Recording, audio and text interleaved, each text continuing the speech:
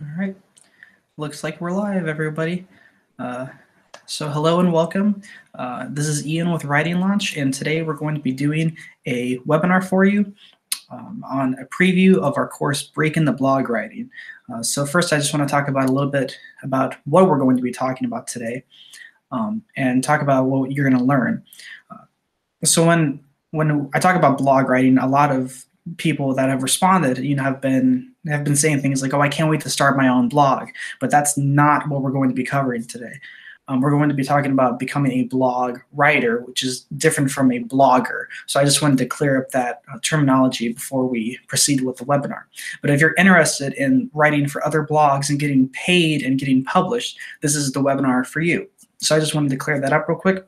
And if you have any questions, submit them in the comments or via email to us at support@writinglaunch.com. And we'll be able to answer you throughout the webinar, because we'll have a Q&A section at the end. And if we don't get to your question during the webinar, we'll answer it afterward. So without further ado, let's begin the webinar today. So first, I want to talk a little bit about if blog writing is right for you or not. All right. So yeah, like I said, this is a preview of our course, Breaking the Blog Writing. And you might be wondering, why should you choose blog writing? Well, there are a few really good reasons that I think make blog writing a really appealing choice in 2018. And like I said, we're going to be talking about becoming a regular blog writer for an already existing blog. So we're not going to cover how to start your own blog. And in fact, we're going to talk about why you should not do that. But we'll do more on that later. Overall, blog writing is a really lucrative, flexible opportunity with lots of room for growth. It's one of the easiest and one of the best ways to make money as a writer in 2018 and beyond. That's been my experience, and it's been the experience of a lot of other writers that I've talked to. There are a lot of pros, not a lot of cons. And if you've been struggling with a way to get started, then I think you'll find blog writing to be a really attractive option. And we get messages all the time, asking, what's the easiest way to get started? Or I haven't ever gotten paid for my writing. How can I start getting paid for my writing? And my go-to answer is always, try writing for blogs. It's super easy and it's super profitable, and we'll talk about the finer details throughout the webinar. There are so many great blogs out there who pay writers well and who need content. Blogs are the magazines of today. They need a lot of fresh perspectives. They need a lot of new content consistently. And so if you are able to step up to the plate, you'll be rewarded for it. And for many writers, it's just a flat out fun job. I have a lot of fun writing for blogs. That's my main job. I ghostwrite for blogs. And it's one of the best jobs I've ever had. And I think this can be a solution to having jobs that you actually like, instead of jobs that just feel like, you're drudging through them throughout the day.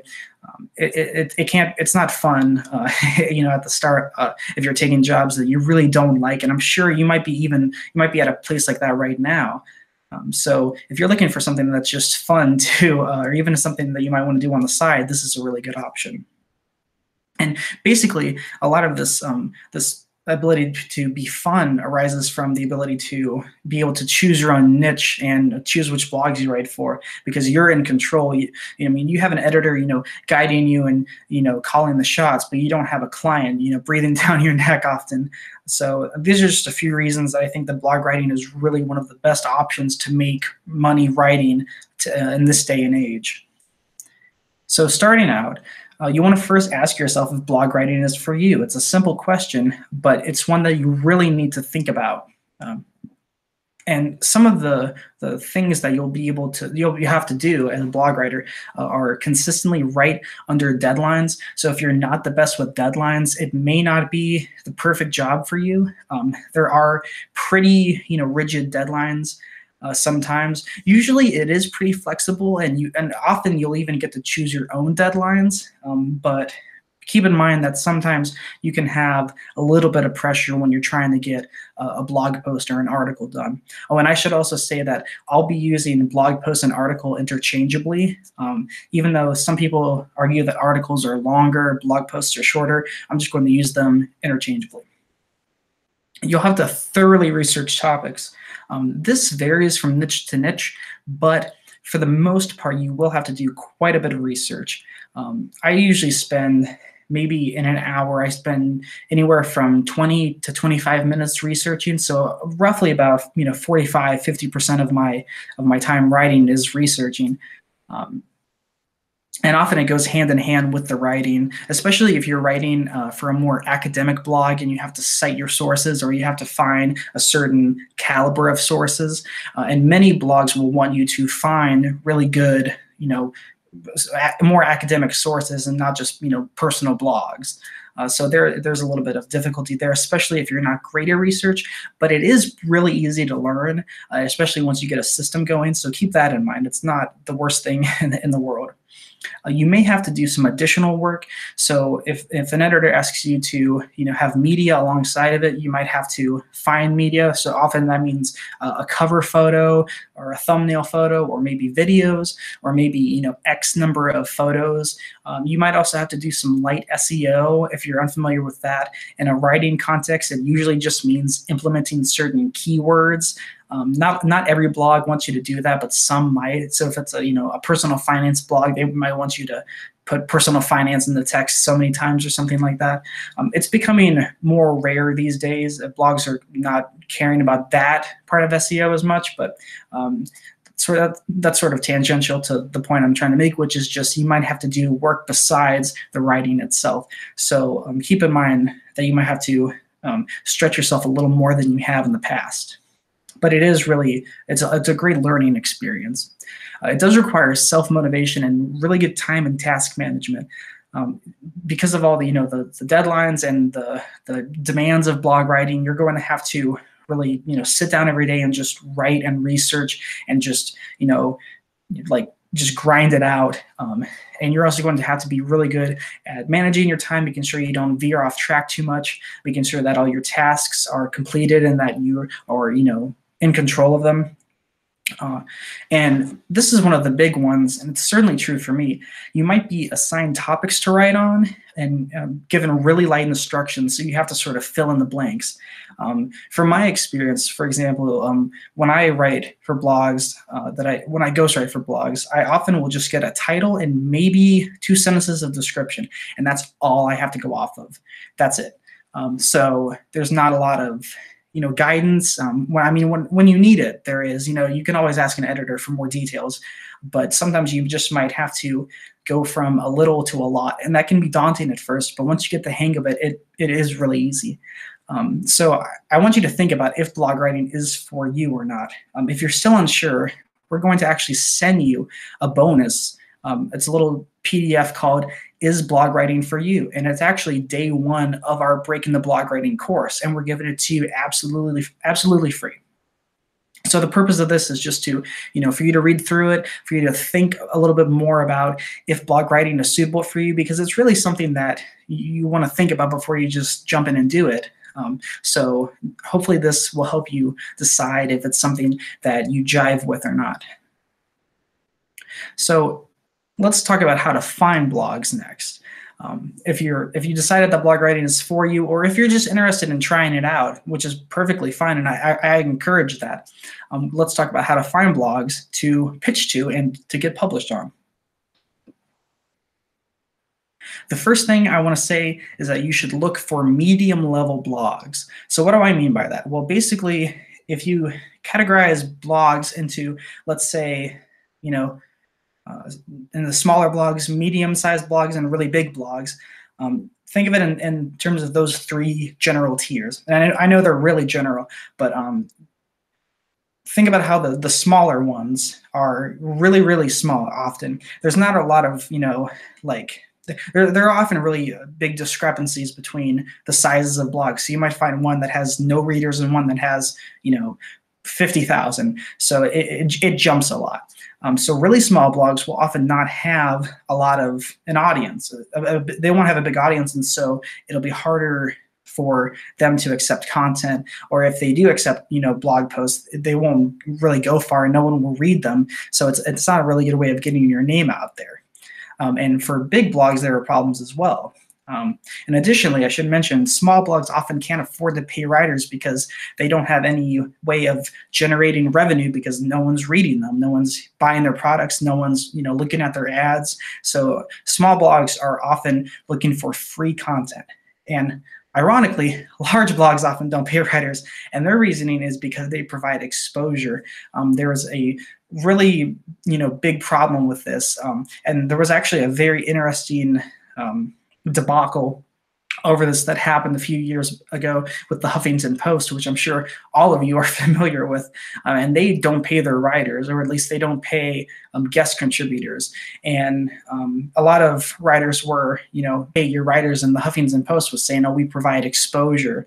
That's often something that might sound appealing at first, but when you realize that exposure doesn't put food on the table and doesn't pay your bills, it quickly becomes less appealing. So medium level blogs are the blogs that pay well. So these are the blogs that have, maybe anywhere from 50,000 to 1 million readers or something like that, in that very general area, and that pay for content because they want to grow. They want to grow to a bunch of readers. They want to grow their audience, and they just want to get more content up, and they're willing to pay for that. And by all means, there are exceptions. There are medium level blogs that don't pay. There are smaller and larger blogs that do pay very well, but they are the exception rather than the rule. So what you should look for, if you want to find a medium level blog, there are a few things you want to keep your eye out for. One is multiple bylined authors. If you go to a blog and you see a lot of different authors and they all have bylines, that's a very good sign, because that means that they're likely hiring guest contributors. Especially if you look at the author biographies, usually at the end of the article, they will usually say, this is a guest post by, or so-and-so is a guest author for this blog. That's what you want to look for. That's one good sign. Another sign is lots of comments, because that's a sign of a healthy blog. If lots of people are reading the blog and commenting on it, then that means they have an engaged audience, and that's a very good sign. Positive press is always good. So if you Google the blog name and you see that it's been featured on or linked to by other blogs, that's a very good sign as well. Generally, the more attention and the more active engagement from the audience that a blog has, the better chance that it'll be that they will pay for content. And again, there are exceptions, but that's generally the case. So now that you know what to look for, I want to show you how to look for it. And this is all going to revolve around Google search techniques. If you're not familiar with Google and just the the ins and outs of searching, I highly recommend getting familiar with it. That's all I use for research. I don't use any academic journal searches or things like that. I just use Google, and it works every time. It's so powerful, and there are so many tricks that you can use to make Google better, and they're not as well known, and I'm going to show you a few today, but I highly recommend just looking up advanced Google search techniques and getting those down. So let's say your niche is writing. If you're looking for a blog that accepts guest posts, and their niche is writing, here are a few things that you can input into Google to find blogs. So this whole thing would go in the search bar from the first quotation mark to the last one. And you would just search writing in quotation marks, the plus sign, and then guest post in quotation marks. And briefly what this means is that Google will only show you results that have the exact phrases that you've specified in between the quotation marks. So for example, it's only going to show you responses that have the exact phrase guest post and the exact phrase writing. So if you just searched guest post in quotation marks, it would only return sites that have that exact phrase. But writing sort of ensures that you're getting a blog that is about writing. And then you can also do things like writing and writer's guidelines, writing and submission guidelines, or Write for Us. And these guest post, writer's guidelines, submission guidelines, and Write for Us are often what the submission guidelines pages are called. And we'll talk a little bit about those pages later on, but that's what you want to look for. Basically, pages that outline what a blog wants from guest writers. And information about payment and stuff like that. So it'll be called anything from the writer's guidelines pages to the Write for Us page. There are a few other names, but these are the main ones. So you should have pretty good luck with these. And if your niche is different from writing, then you would just replace writing in between the quotation marks with, gardening or spirituality or whatever the case may be. And like I said, these go into the search bar as is, fully with the quotation marks and the plus sign. So I highly recommend taking time to get those down. They're so helpful. And I want to discuss just a few key components before I move on to other material. So the writer's guidelines pages, and like I said, these are also known as the submission guidelines, the Write For Us, just a few names. So I would learn to read these thoroughly and carefully. Just a moment. I want to make sure that, is everyone able to see the video of this? I just want to make sure. Let me double check. Okay. Is everyone able to see me? Can you, it looks like we might be having some technical difficulties.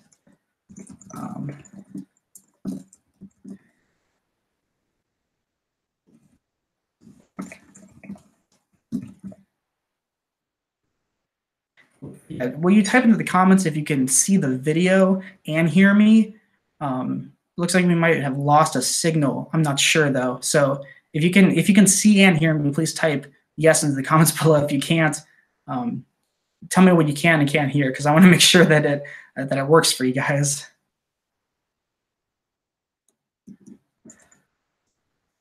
I'll look at the comments real quick.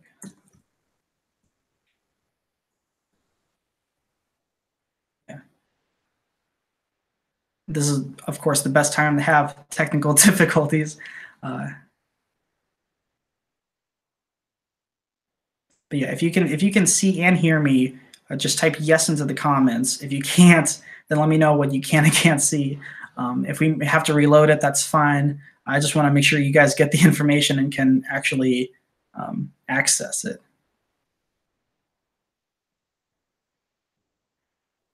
Okay, so it looks like people cannot see the video. Let me try to remedy that real quick.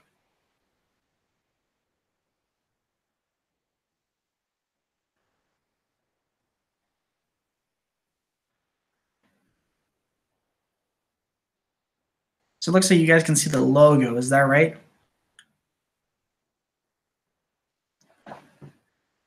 Okay, well, hopefully the video problem will get resolved. In the meantime, I'm just going to go ahead and continue. And we'll be sending out the slides later, so don't worry about that. But so maybe this will just turn into a little chat between us. So yeah, let's go back to where we were about finding blogs. And like I said, writer's guidelines are really important, writer's guidelines pages. These pages are basically pages on a website or a blog that will show you what a blog is looking for in terms of what they want in a guest contributor. So they'll talk about what kind of posts they want, or what kind of content they're looking for, how much they pay, who their audience is, more about their niche usually, things of that nature. And they basically just tell you exactly what the publication is looking for. And they're so important that you might get your pitch rejected if you don't read the guidelines. That's how serious it is. So you want to make sure that you read the guidelines carefully and do everything they say. That is so important. I can't tell you how many times I've actually had editors thank me for reading the guidelines, because most people just don't. So that's just a little glimpse into how important it is for that to happen. And the guidelines, like I said, will also tell you payment information, but more importantly, they will tell you if a publication pays or not. It may be the case that they just don't pay writers, and in that case, you'll often see a little bit about, oh, we can't pay writers, right on the writer's guidelines page. So that's something to be aware of. And they'll tell you, how they pay, what they pay, and so forth. And while we're on the topic of payment, that is really crucial. As you know, it really sucks to have really low-paying jobs, and you don't want to work for peanuts. especially when you're doing an article that's well researched. And if you have to put a lot of time and effort into an article, you don't want to be getting paid, pennies per word, or like, a cent or 2 cents per word. So that's something to also keep an eye out for. Something you might have to do is calculate how much work is involved. So, do you have to find the media? Do you have to do SEO with the keywords? Do you have to conduct other research? Do you have to do anything else? I talked about this earlier, but you want to think about all of this extra work, or any extra work, in light of how much you'll have to end up doing and whether or not it's worth it. So you basically want to figure out, you want to implement these tasks into the pay. So something that might be good to do is think about maybe how much you would make per hour, or the hourly equivalent. Although I don't recommend charging per hour, it's just a nice, easy way to visualize how much you would get paid. So if you have to do other work besides the writing, definitely figure that into the pay. And I think that more involved articles should pay more as a rule. That doesn't always happen, but if the pay is really good and they ask you to do a lot, then it will balance out. So if you still are having trouble finding blogs, or if you just want a little bit of help, we're actually going to send you a second bonus, the Paid Publishing Guidebook. If you don't already have this, it's a humongous resource of hundreds of blogs that pay for posts, and there's actually blogs, magazines, newsletters, all sorts of publications in here. It's not exclusive to blogs, but there are hundreds of blogs included in the package. So that's something to be aware of. And that's something to be aware of when you're going through this. So we're going to send this to you over the weekend, completely yours for free, hundreds of blogs, and it gives you the information for their contact, a little bit about them, how much they pay, word counts, everything of that nature. So I think you're really going to like it if you don't already have it. So now that we talked about finding blogs, I want to talk about how to pitch to them.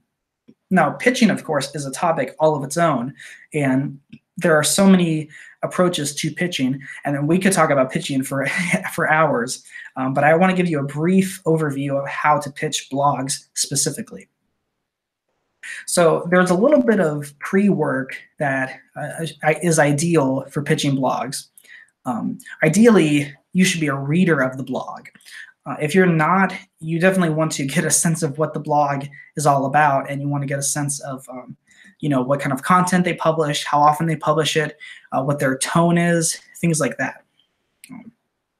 So ideally, you should be a reader of the blog long term. So if you read blogs regularly, and if you read blogs in the niche that you write in, that's where you want to start looking to post to get paid for. So, and if you're not a reader, read at least 5 to 10 articles from the blog, get a sense of their style, what they write about, how long the articles are, things of that nature. And yeah, just analyze the articles for content and style.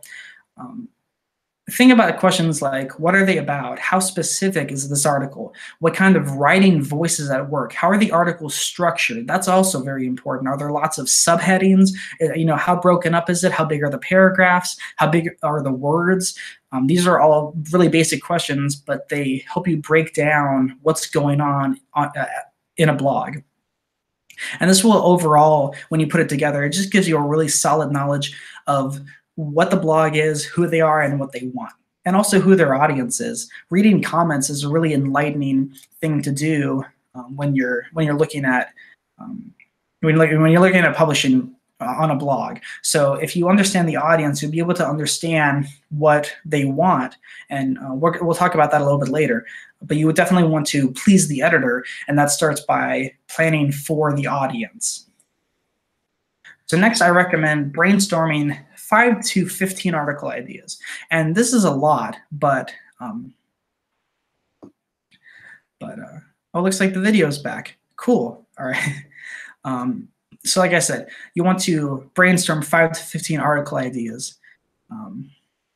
And you want to ask yourself if you can realistically see the blog publishing those articles. So if you're having trouble seeing that headline on the blog, then you might want to axe it.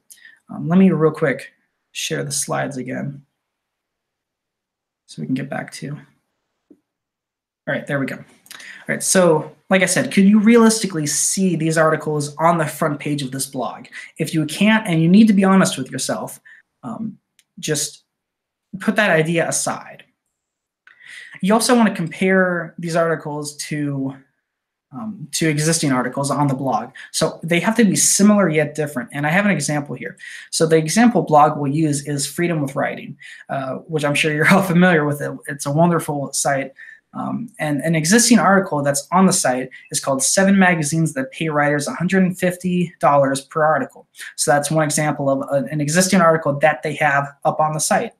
So with that in mind, a potential article might be 9 trade publications that pay $200 or more per article. So you can see how it's a very similar layout, a very similar topic, but it's different enough to warrant its own post. So I hope that gives you a little more clarity into what I'm talking about here. And like I mentioned before, in connection with the audience, what type of article do you think would best satisfy the blog's readers? And are the blog readers asking for or talking about specific topics or articles? You know, look through the comments, look through a lot of comments if you can, if you have the time to, because it really gives you a sense of what the readers like, what they don't like, their praise, their criticism, and all of this can factor in when you're pitching an article to the blog. And in some cases, it can even help you come up with article ideas in the first place. And if you come up with an article idea from someone who commented, you can even tell the editor, I saw someone commenting about this, that they wanted to see this article, and I'm a great fit to write that article. So that's a little insight into what comments can do for you.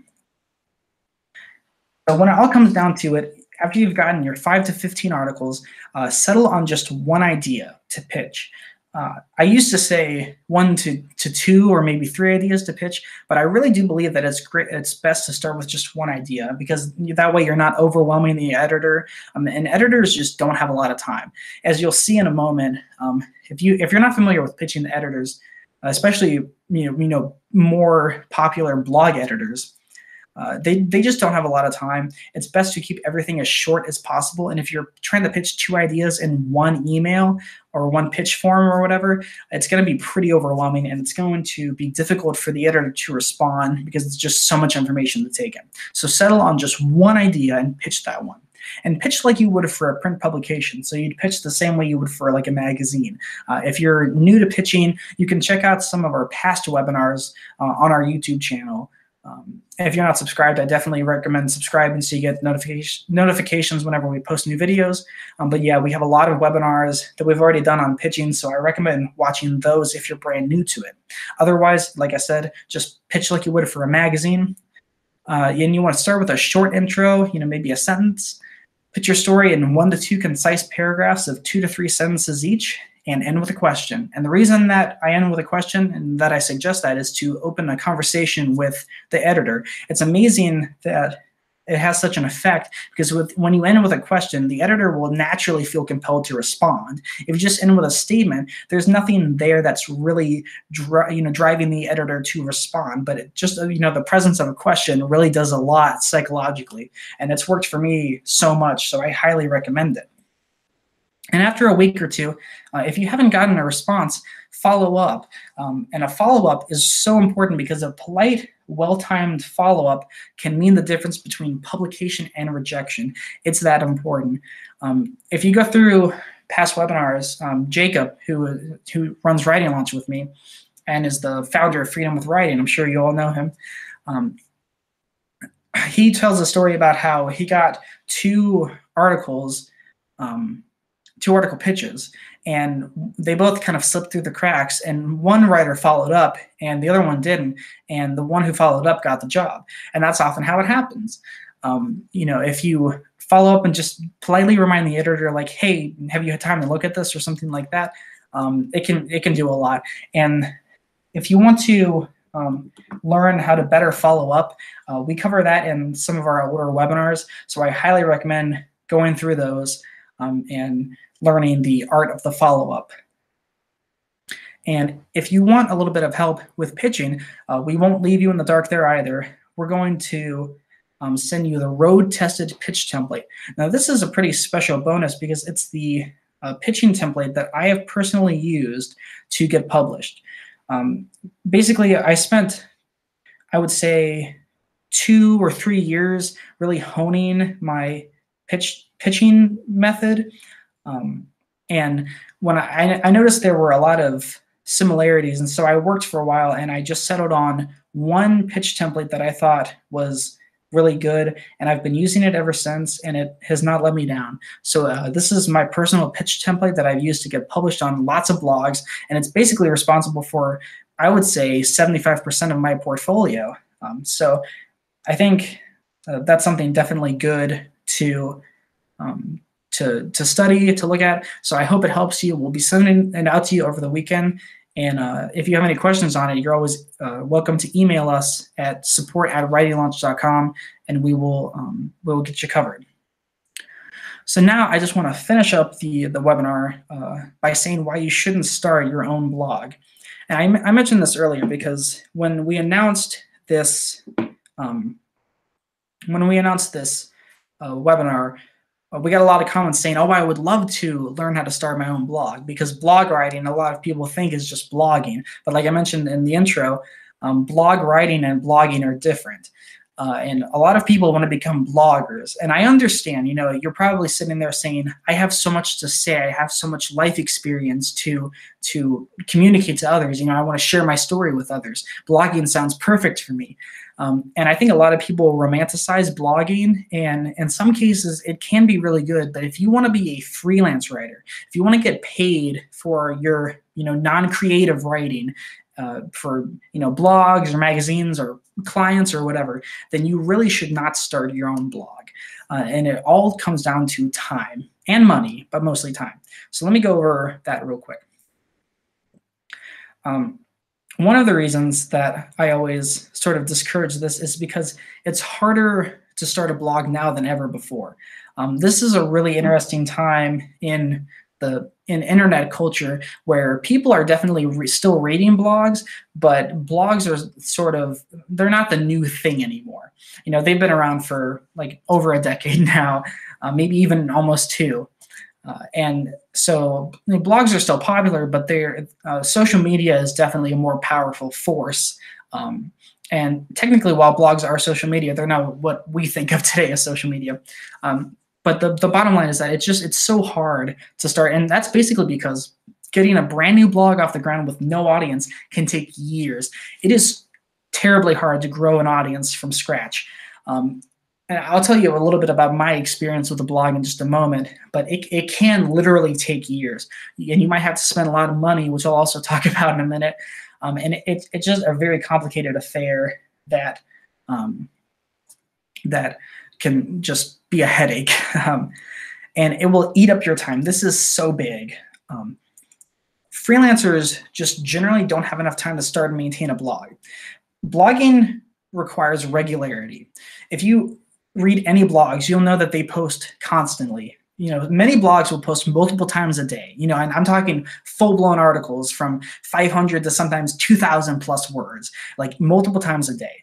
And if you want to maintain a blog, well, you have to know that blogging is all about content. You have to have great content, really descriptive, long-form content. And if you want to simultaneously build a freelance writing career, writing for magazines and clients and other blogs, and then doing your own blog on the side and really having it gain traction, you will be sleeping an hour a night and really stretching yourself way too thin. So that's just something that I just don't recommend. And if you're posting once a week or even less, you're not going to get a lot of traction to your blog. And I'm not trying to discourage you completely from blogging. If you have the time, definitely pursue it, but just be aware of what you're up against and what your challenges will be. And you might even find yourself spending hundreds or thousands of dollars on blog-related purchases.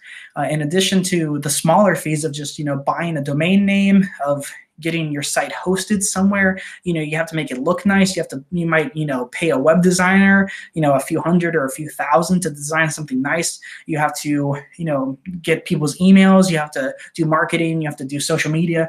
It's the whole shebang. And for a lot of freelance writers, especially ones who don't have experience in marketing or sales or things of that nature, it can be really daunting. So I just wanted to cover this real quick about why you shouldn't start your own blog. And if you've been wanting to, I do recommend blog writing first, because you might find that sort of sates your urge to share your story in a very unique way while getting paid for it. Because if you get published on a blog that pays, you'll definitely get paid. If you do your own blog, you have no guarantee of payment. That's just the unfortunate reality. So yeah. I just wanted to cover that real quick. If you have any questions about that, make sure to let us know. And with that in mind, we're going to move into the Q&A segment now. So if you have any questions, feel free to comment them below or send them to us at support@writinglunch.com. If we don't get to them during the webinar, we'll get to them afterward. But yeah, let me take a comb through the questions. Like I said, if you have any questions, go ahead and comment them below. They can be about anything about blog writing, anything about pitching, the blogging in general, content, coming up with articles, anything of that nature. So let me stop with this and take a look through the comments. Okay. So we have a question from Cliff who asks, will I lose copyright? This is an interesting question. This will depend from blog to blog. There are some blogs that just want, exclusive rights, so they want that article or that post or whatever to be up only on their site. Other blogs will be a little more lenient and will say, we just want first publication rights. So in most cases, you are signing the copyright over, but I found that really doesn't matter, and here's why. Mostly, if you publish a blog post on a blog, it's going to be sitting there until that blog shuts down or whatever, and so that's effectively going to be its home. And a lot of writers want to publish a post in more than one blog, and I think that's a pretty bad idea, just because when you pitch articles and when you create articles, they should be for that publication only. Like, you should tailor make your pitches and your article ideas for one publication, because that dramatically increases the amount of jobs that you're going to get from these blogs. It dramatically increases the chances that a blog is going to say yes to you, that an editor will say, I like your post, let's get it up, let's pay you for this. If you're just sending out a ton of pitches at once that are all kind of generic, you're not going to go very far. So I highly recommend just, really not focusing on copyright and instead thinking about how can I create the best article for this specific blog. And it does kind of suck in one way, because if you end up not getting the article published, then you're sort of out of luck, because you can't really republish that specific article anywhere else. But I think that happens far less than the opposite. So if you just tailor make your articles for a specific blog, you'll have a much higher chance of getting it published. So I hope that answers your question. But to answer the original question about copyright, it does vary. But I think mostly they do want exclusive rights. So, but like I said, that's not usually a problem. Okay. What about a portfolio instead of a blog? I think that's a terrific idea. I have a portfolio up on a site called Contently. If you want to see it, by the way, you can go to ianchandler.contently.com, and that's just contently.com. I highly recommend that. And in fact, if you want to use Contently, I highly recommend them. It's a free service. You do have to use the .contently, but in my experience, nobody really cares. I think a portfolio is a much stronger option, whether that's hosted on your own site or a portfolio site. And I've mentioned other portfolio sites in previous webinars, but I think a portfolio is a much better choice, just because it shows, your published work. And when editors and clients are looking at you and considering you for publication, they want to see that other people have interest in your writing. So if you have just a blog, that doesn't really say much, because anyone can start a blog. Like a 2-year-old or a 72-year-old can start a blog. So you want to make sure that you kind of have that social proof of being published elsewhere, and a portfolio helps to reflect that. So I highly recommend doing portfolios instead of blogs. Okay. Oh, this is a great question from Karen, who asks, sometimes they ask for your blog to see your writing. How would you answer that if you don't have a blog? I would just send them my portfolio. I have honestly really rarely had an editor asking me for my blog or my site.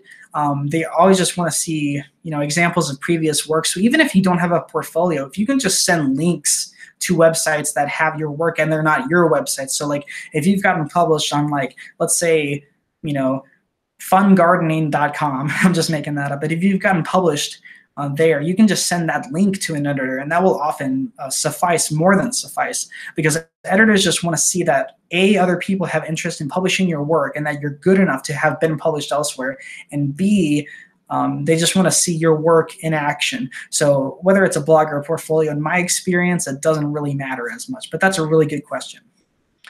Oh, this is another good question from Elaine, who asks, what sort of rates are typical for blog writing? It varies so much. I think in general, for, let's say, a 1,000-word article, you can expect to earn anywhere from $75 to like $300, and that's a very general range. But I think usually it works out to anywhere on a per word level, maybe from 8 to 20 cents per word to 7 to 20 cents per word, something like that. So it's definitely not anything too bad. It's not a pittance, but it's definitely not a king's ransom either, unless you get a really high-end blog. But it just varies. It pays better than content mills or freelancing platforms. So if you're working on like Upwork or Fiverr or People Per Hour or Freelancer or Guru or whatever, it pays a lot better than jobs on those typically do. So if you're looking to step up your career and get paid more, that's definitely an option, blog writing. I think we'll answer a few more questions. If you have any more, like I said, if we don't get to them now, we'll get to them afterward. Let's see. Again, May asked about a certain per word rate that would be considered fair pay. Well, I think actually this is a sort of a different question, because May is asking, is there a certain per word rate that would be considered fair pay? And that's something that I've talked about a lot, and I have very strong opinions on this, because I think once you get into the 1, 2, 3 cent per word range, it really is just not worth your time. I would say that 15 cents per word is like an ideal. You won't get paid that a lot, but that's an ideal. 10 cents per word is a lot more realistic. I don't recommend you ever go below 7 or 8 cents per word, just because when you take a look at how that plays out, on an hourly basis or over a day, or just how much you make per article, it just ends up not being a lot once you get into that sub 7 cents per word range. So I think 7 to 8 cents per word is like the absolute minimum, and I think you shouldn't start with that in mind. You should start by like thinking, okay, 10 cents per word is the lowest I want to go. And then, kind of giving yourself a little leeway if you really want to write for this blog, or if they're really interested, because it still will pay well. It's just, it is an incremental difference, but it makes a lot of difference. So I would say start at like, the 10 to 15 cent per word range if you can. I think that's fair pay. We have a question now from Nina, who asks, do you have to use your own name? You don't have to. I do, just because I've never had the need for a pseudonym. I know some writers are, and most blogs are fine with that, as long as you give them your real name for payment information and things of that nature. And if you have to sign a contract or something, you'll have to do that under your own name and not your pen name. But I've never had a problem not using my own name. But I've just never been interested in exercising that option. So that you will have to ask the editor about that. And if you have any questions about an article, or if the editor is sort of unclear, don't be afraid to ask for clarification. That's what they're there for, assuming they're a good editor. So let's do a couple more questions. Okay, this is a good question from Angela, who asks, what do I say about experience if I am unpublished but not inexperienced? I've been writing for decades and have an MFA in creative writing, but aren't blogs looking for writing samples? Yeah, they are. And I talked about this a little bit earlier, but they're not just looking for writing samples, but also social proof. And this sort of goes into the question of how you get a portfolio, how do you build up a portfolio?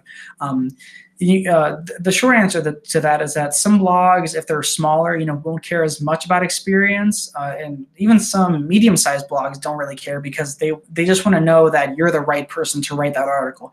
So if you're having doubts, go ahead and just pitch. You never know what they'll say, and then you can if you get a yes, then you'll be able to say, I've gotten published on X blog or whatever. And that is a trickier question, but I would say don't send them writing samples that are just like Word documents or like on your own blog, because anybody can do that. And it does speak still to the quality of your writing, but all the same, the editors are looking for social proof. They want to see that your writing is good enough that other people are interested in it. It just gives you a lot of credibility. So that's a short answer. I talked about that in other webinars, so if you're interested in that, you can go back and watch those for a fuller answer. And I see Melissa also asked about that. So yeah, I would just give the same answer. You have to just kind of build up a portfolio, start small, work your way up.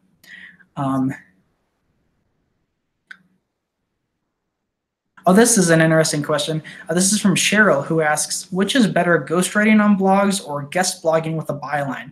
Now, this is a very interesting question, because even though these two things sound similar, they're actually very different. So, for example, what I do is ghostwrite for blogs, which means I'm writing, for under other people's names for them. And these are people who are definitely have the credentials to write these posts. I'm writing for, people who have like PhDs in their respective fields, but they just don't have, time to do all these articles. And that's very different from guest blogging with a byline. So ghostwriting on average, I would say, pays more. And guest blogging can still pay well, but just ghostwriting on average pays more because there's just more, it's a more lucrative option. So I can't really say which is better. It depends on what you want to do. If you want to get your name out there, if you want to build a portfolio, if you want to become a writer known for your work in a certain niche, then you definitely don't want to ghostwrite. If you're okay with just sort of, being behind the scenes and you just want to, make a paycheck, then check out ghostwriting. I will say that the process is a little different, because if you want to ghostwrite for somebody who publishes on a blog, then you'll have to go about that differently. You can't, go on a writer's guidelines page and apply for a ghostwriting position. You'd have to go, ask maybe an agency or, a ghostwriting firm or something like that, or have a contact. The way I got that was just through a colleague, someone who knew my work and reached out to me.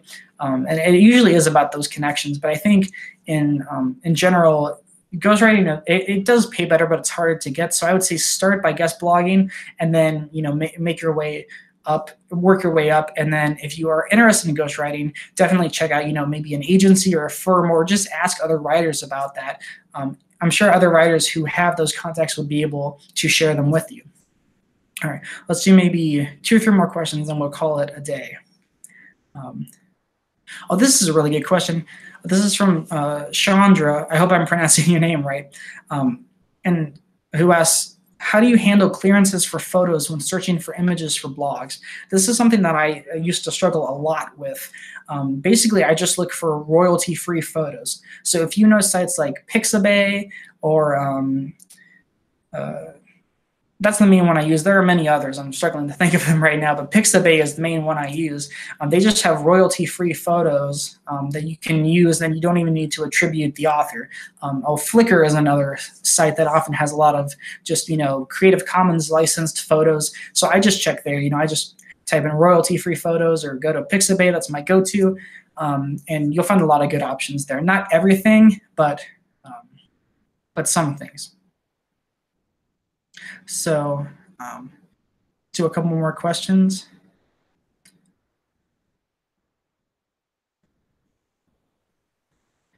We have a question from Tony, who asks, can writing for a blog be a good launch in the more serious writing, poetry, novels, etc.? Now, this is actually an interesting question, because it implies that writing for a blog is not as serious as writing, doing poetry or novels. And this is a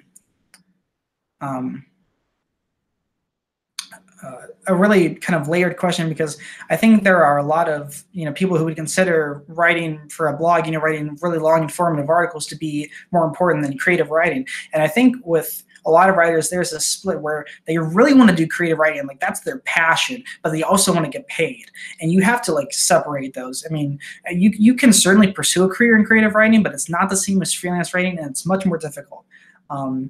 So overall, I would say no, it's not a good launch. If you want to do poetry, if you want to do novels, if you want to do, creative nonfiction, like just do that, and there's no shame in that. That's a perfectly legitimate choice. And I think, when it comes to creative writing versus freelance writing, they're just so different, because creative writing is almost more in the, the art, the film, the theater side of things. And freelance writing is often more in the marketing, the sales, business, that sort of things, because, when you're writing for a business, if you want to get them more sales, if you're writing for a blog to get them more readers, you can't be using, purple prose out the wazoo. So yeah, I would say it's not a good launch, but that just means that writers have different goals. So yeah. Oh, and also, if you want to look for other royalty-free sites for photos, there are a couple I forgot to mention. Unsplash is a good one, and Morguefile is another one. So check those out if you're in need of more photos. So let's hit up a couple more questions. Let's see. Oh, this is an interesting question from Brenda, who asks, what if my only writing samples are creative writing and, to be honest, fan fiction? I have stories that got a lot of reviews, but they are fan fiction, and I know a lot of people look down on that. I'm going to answer your question more broadly, because I think it's actually not the fan fiction that's the problem, but fiction. And this alludes to what I was saying in the last question, because you just have to separate creative writing and freelance writing. There's just no two ways about it. So if you're, let's say you're pitching a blog, let's say it's a stock market blog. So you're writing about stocks or whatever. If that's like your goal to get published on there, and your only example is a short story that you got published in a lit journal, that's not going to mesh. You need to show relevant examples. So in addition to just, in addition to being published and to it being relevant and to it being published somewhere else that's not your own blog, you have to make sure that you're matching the sort of writing you're showing editors with the kind of writing that you want to publish. And I think fiction and creative writing in general just makes for a really poor portfolio in the context of freelance writing, which is why I said you have to separate those two. I know this can be a hard thing to do. I know for a lot of you, creative writing is like your passion. But if you really want to be a freelance writer, you need to learn, completely new skill sets. You need to transfer your knowledge over, and you need to just kind of develop a new mindset. And I came from a creative writing background, so that was a little hard to get to at first. But it didn't take as long as I thought. So if you're really interested in that, and I mean, by all means, many people do creative writing and freelance writing at the same time. That's not really an issue. It's just learning to separate the mindsets. So I would just recommend not showing fiction or creative writing examples to a blog editor. We have a question from Melissa, who asked, can you use a research article you wrote for a graduate level class as a sample of your writing and research abilities, as long as it is pertinent to the blog you want to write for? This is a trickier question, because this is, for a grad level class, or like a research article or a paper or a thesis is really high level stuff. And if it is pertinent, that's really, really good. So I would say overall, yes. If there's any way that you can actually get it published on your university's site, or if there's anywhere it's available on like a journal online, that's even better, because that's like, that's just something that editors, in my experience, like to see. Otherwise, you can do that. If that's your only writing example, though, that's a little tough. I would say if you were to just have one writing sample that you can show them, make sure it is published on a site that isn't yours. Which I know is that's tough to hear, because that can mean you have to jump through hoops just to get your first published thing up, but it's really worth it. We have a question from Allison, who asked, if the editor isn't interested in your blog idea, but you think it's a good one, what other options are there? Try another blog. What do you think about content mills like Constant Content? Are they worth it? No, content mills are not worth it. Actually, if you go to writinglaunch.com and look at our blog, Jacob and I did a podcast on why you shouldn't do content mills, and maybe we'll cover that in a future webinar or content or whatever, even deeper. But content mills just waste your time. And there are a couple layers to this. So first of all, if you're just submitting a pitch, you haven't really lost a lot of time. Maybe you've wasted 15, 25 minutes of your time, and you've even learned from that. Now, if you're submitting entire articles, which you shouldn't do, by the way, unless a blog specifically asks for it, then yeah, you're wasting considerably more time. And in that case, you might want to try another blog and see if you can get it thrown up there. But on that note, I would try to avoid blogs that ask for articles just outright, because A, there's nothing stopping them from just stealing that, which I've had happen. And B, it just wastes your time if they end up saying no, and then you're stuck with content that you don't know what to do with. So just generally try to avoid that. So yeah, don't resort to content mills. If you write an entire article, try to get it published somewhere else. But if you're just if you just get a pitch rejected, you can keep that idea around if you want. But on the whole, you haven't wasted a lot of time. So I think that would be okay. So let's do one more question. And then if you have any more questions, we'll answer them later through our email, support@writinglaunch.com. So this last question is from Annette, who asks, if you ghostwrite, can you still offer that to potential blogs as samples, or are you under contract to keep it secret? Yes and no. So at least this is my experience. I think depending on the type of ghostwriting you do and the level of confidentiality involved, it might differ for you. But I can just only speak from my experience. I am required to keep it secret because I'm not publishing under my own name. I'm publishing, for other people. I can't, obviously show somebody that and say, oh, I ghostwrote this, because A, that's a violation of my contract, and B, it wouldn't make any sense because it's not my name. But what you can do, and this is something that I've done in the past, is usually the person that you're writing for, or maybe if you're working for an agency, like I'm working with an agency, so I have a boss at that agency, and then they send the content to the actual people. Whoever you're working with, like make sure to ask them, like, hey, is it okay if I have potential clients contact you and you can vouch for me? And that often does a lot too. And sometimes writers or people who you're ghostwriting for will be okay with, you confidentially showing those samples. So it's a complicated question, and it really depends on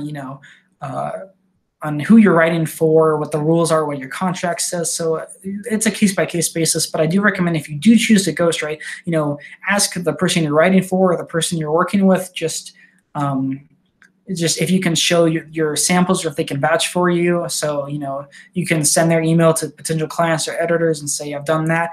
But on the larger scale, I would just say try to get other things published aside from your ghostwriting job. So like, I mainly do ghostwriting, but I post on a lot of other blogs. I do a lot of one-off gigs, to show the versatility of my writing, to have a good portfolio. And if you look at my portfolio, you can see that I still have quite a few articles, even though I have none of my ghostwriting articles up there. I mean, I think I've ghostwritten a few hundred articles in the last couple of years, and obviously I can't show any of those, but I've gotten so much experience from those, and I get paid pretty well for it.